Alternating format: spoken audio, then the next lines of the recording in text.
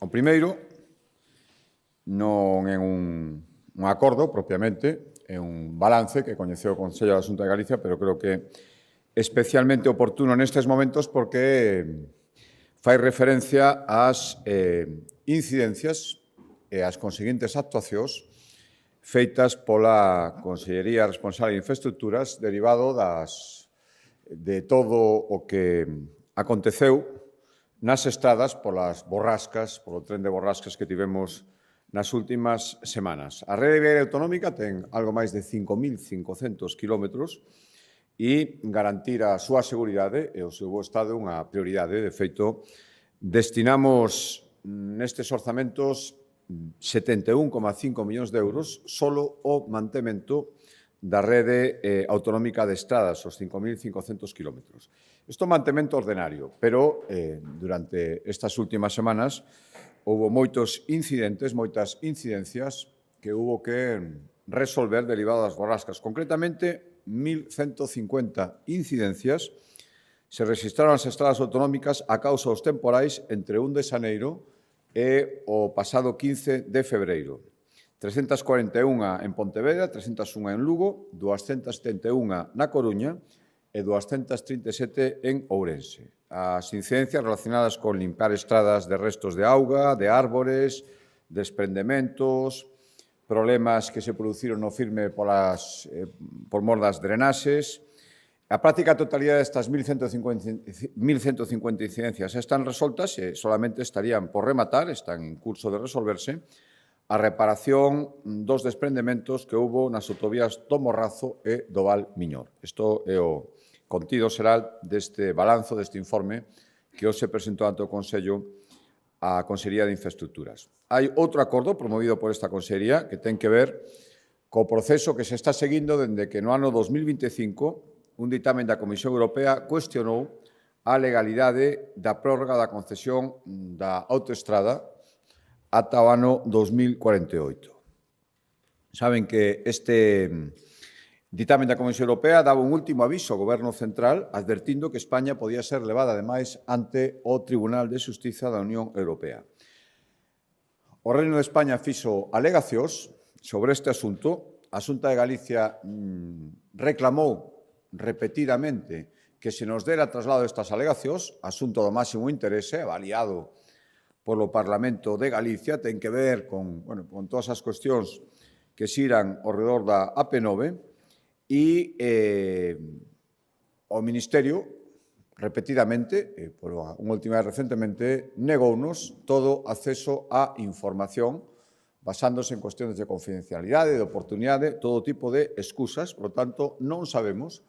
o que o Reino de España, o Goberno Central, contestou frente a ese dictamen da Comisión Europea. Por lo tanto,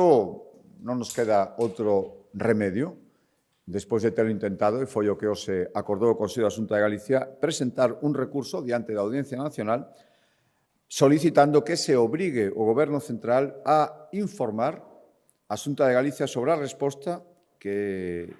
lle deu o Goberno de España á Unión Europea frente a ese dictamen que se refería, que cuestionaba a prórroga da AP9. Entón, presentarémolo e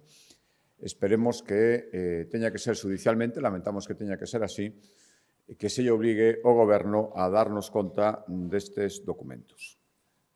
Outro acordo en materia de vivenda, seguimos co obxectivo de duplicar o parque público en 4 anos, como todos os consellos, traemos un acordo neste sentido.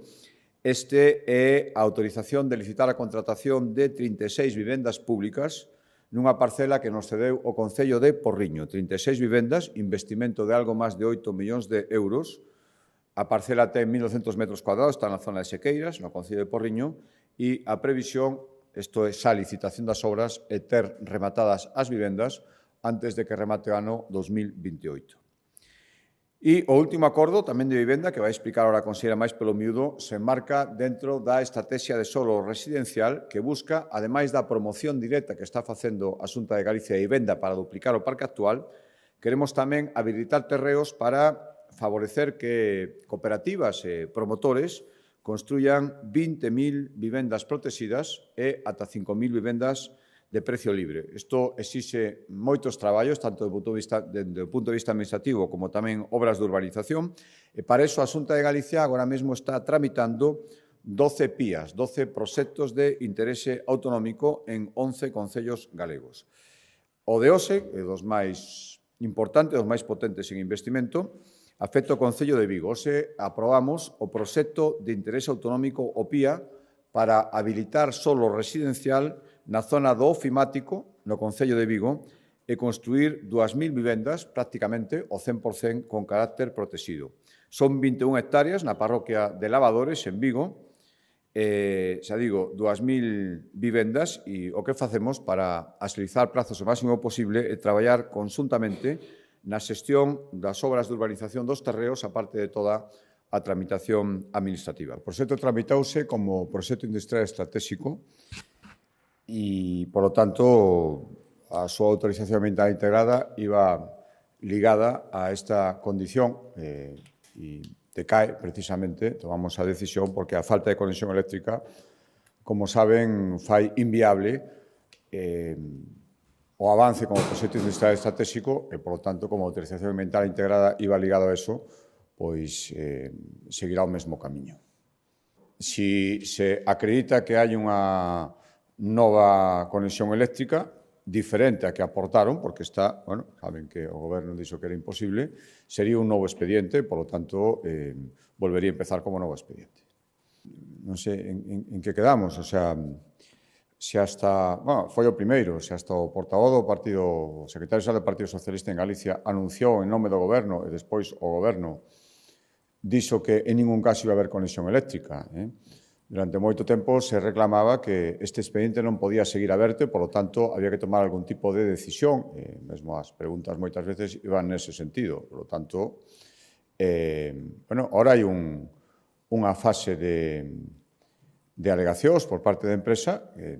terá que dirixirse ou acreditar ou alguén que efectivamente esa conexión eléctrica, contrariamente ao que todo o mundo dixo, empezando polo Goberno e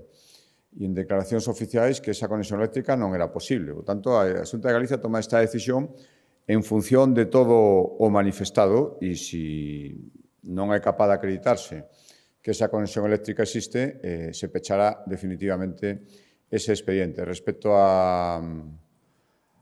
segunda pregunta, eu volvo a decir que eu sí que coñezo e ten un carácter de confidencialidade tamén da autorización de outras partes para poñerlo en manifesto, pero, dende logo, eso que me pregunta ese non é en absoluto o problema, nin hai que dar ningún tipo de compensación. Eu podo asegurar que, de principio a fin, este expediente foi tramitado con todas as garantías e, por lo tanto, para o seu peche definitivo, as observaremos tamén e non hai ningún tipo de compensación prevista ni nada disso. Non o sei, pero eu creo que é unha boa nova para os historiadores, probablemente, pero se o Goberno Central, o presidente do Goberno, cree que agora mesmo, con todas as cousas que tiñan que explicar e non están explicando, con todas as preguntas que non teñen resposta, eso non lles interesa revelalo, se cree que agora mesmo, na miña opinión, o máis urxente para o conxunto dos españois esa desclasificación, entón é que non entende absolutamente nada e a súa desconexión coa realidade é moitísimo máis grande todavía do que a mí da impresión que a mí me dá, que xa me parece que é moi grande. Sempre o digo, afortunadamente non son un experto neses temas, pero nos temas que teñen que ver con Vox, pero falando en xeral, eu creo que a unidade, mo teñen escoitado moitas veces, sobre todo en actos de partido, a unidade para min nos partidos é fundamental. E cando esa unidade non existe, porque hai problemas internos, e normalmente eso ten castigo do electorado. Se isto vai ter unha repercusión nas vindeiras eleccións ou non o sei. Primeiro, porque non me coñezo as circunstancias concretas que habería que coñecer para opinar con máis detalle, e segundo, xa digo, porque afortunadamente nos temas de Vox eu teño poucos coñecementos e me gustaría seguir por moito tempo así.